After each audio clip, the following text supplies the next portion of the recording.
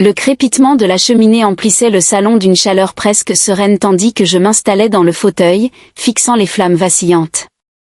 Lors de n'importe quelle autre soirée, le feu aurait été apaisant, mais ce soir-là, il servait un but bien plus sombre.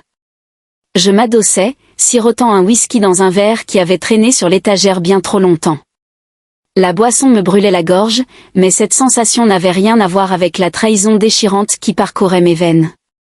Émilie avait toujours été l'amour de ma vie, ou du moins, je le croyais. Nous étions mariés depuis 7 ans, et pendant tout ce temps, j'avais construit une vie autour d'elle. Elle était charmante, ambitieuse, et toujours au centre de l'attention où qu'elle aille. J'étais fière de l'appeler ma femme. Cette fierté s'est transformée en cendre il y a 3 jours, lorsque je suis tombée sur une série de messages sur son ordinateur portable, laissé ouvert dans sa précipitation pour partir en voyage d'affaires. Ces textos n'avaient rien à voir avec le travail, à moins que son rôle ne comprenne des rendez-vous secrets avec quelqu'un nommé Greg. Mon cœur s'est serré en lisant les détails explicites de leur plan, la réservation d'hôtel et, pire, son mépris envers moi, me réduisant à rien de plus qu'un filet de sécurité ennuyeux. C'était comme si mon monde venait de s'effondrer sous mes pieds. Je voulais la confronter sur le champ, mais quelque chose m'en a empêché. C'était peut-être le choc, ou peut-être la réalisation qu'une confrontation impulsive ne mènerait qu'à plus de mensonges. J'ai donc décidé d'attendre, de laisser la tempête en moi bouillonner jusqu'à ce que je puisse la canaliser en quelque chose de décisif. Émilie est revenue ce soir, valise à la main, un sourire radieux sur le visage, comme si de rien n'était. « Eh, chérie, tu m'as manqué » lança-t-elle en enlevant ses talons à la porte, son ton sucré, presque assez convaincant pour me faire douter de ce que je savais, presque. Je l'observais depuis le fauteuil, prenant une autre gorgée de whisky. « Tu as passé un bon voyage » demandai-je, ma voix soigneusement neutre. Elle hésita un instant, puis se reprit. Oui, c'était productif, épuisant cependant. Elle se dirigea vers la cuisine, s'attendant sans doute à ce que je la suive et l'aide avec ses sacs, comme je le faisais toujours. Mais pas ce soir-là. Lorsqu'elle remarqua que je n'avais pas bougé, elle jeta un coup d'œil en arrière. « Ça va ?» « Parfaitement, » répondis-je, laissant mes mots flotter dans l'air. Mon calme semblait la troubler légèrement, mais elle haussait les épaules et s'occupait à déballer. J'attendis qu'elle s'installe, parlant de ses réunions chargées et de son emploi du temps surchargé. Ses mensonges coulaient sans effort, chaque mot me poignardant comme une dague. Enfin, elle demanda. « Qu'est-ce qui brûle dans la cheminée ?» Ça sent différent. Je me penchai en avant dans le fauteuil, appuyant mes coudes sur mes genoux. « Pourquoi ne vas-tu pas voir par toi-même ?» Elle fronça les sourcils en traversant la pièce pour s'approcher du foyer. Dès qu'elle l'aperçut, son visage se décomposa. « Qu'est-ce que c'est que ça ?» murmura-t-elle, la voix tremblante. Les flammes dévoraient les restes de notre album de mariage, les photos se recroquevillaient et noircissaient tandis que le feu les engloutissait. La boîte de souvenirs, nos lettres d'amour, nos cartes d'anniversaire et même les fleurs séchées de notre jour de mariage étaient prêtes à nourrir les flammes. « Ça me semble approprié, » répondis-je d'un ton froid et posé. « Ces choses ne signifient plus grand-chose maintenant, n'est-ce pas ?» Elle se tourna vers moi, les yeux écarquillés, mélange de panique et de colère. « Qu'est-ce que tu fais ? Tu as perdu l'esprit ?» Je me levai, posant mon verre sur la table basse avec une précision délibérée. « Non, Émilie, pour la première fois depuis des jours, je pense très clairement. » Elle fit un pas en arrière, la lumière du feu projetant des ombres inquiétantes sur son visage. « Je ne comprends pas, » dit-elle.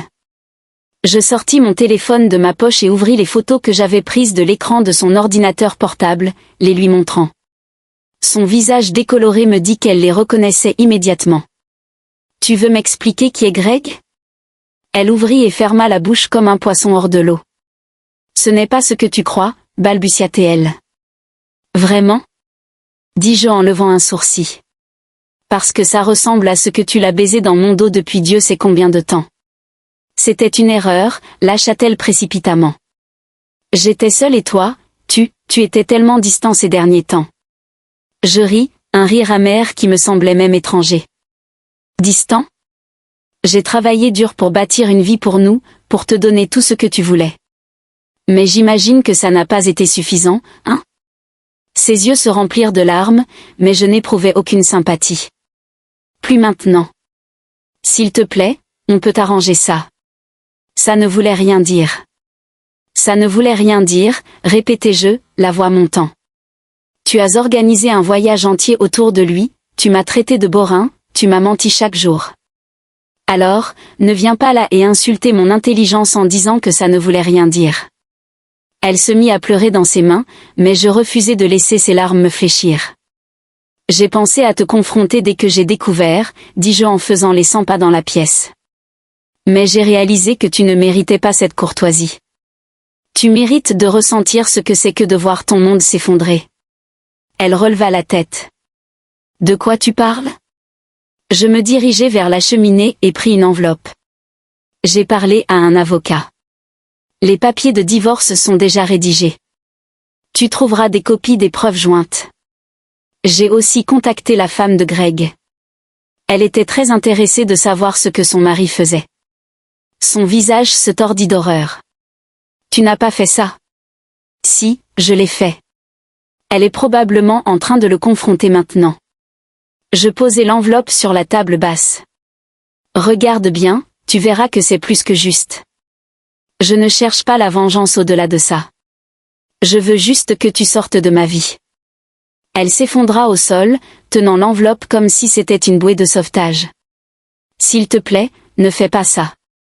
Je t'aime. Tu ne m'aimes pas, dis-je d'un ton glacé. Tu aimes le confort que je t'apporte et la stabilité. Mais tu as jeté la seule chose dont j'avais besoin de toi, la loyauté. Elle continua à supplier, mais j'en avais assez. Je pris mon manteau et mes clés. Tu as jusqu'à la fin de la semaine pour partir, dis-je en me dirigeant vers la porte. Si tu n'es pas parti d'ici là, je changerai les serrures. Où tu vas? Cria-t-elle. Je marquai une pause, la main sur la poignée. N'importe où, mais pas ici. Et avec cela, je sortis dans l'air frais de la nuit, sentant le poids de la trahison se dissiper à chaque pas que je faisais loin d'elle. Les semaines qui suivirent, je déposai une demande de divorce et commençai à reconstruire ma vie. La sympathie de mes amis et de ma famille était accablante, mais je ne m'attardai pas sur leur pitié.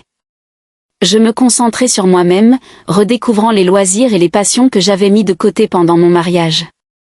Quant à Émilie, elle partit tranquillement. Ses supplications pour une réconciliation se dissipèrent à mesure qu'elle réalisa que je ne reviendrais pas.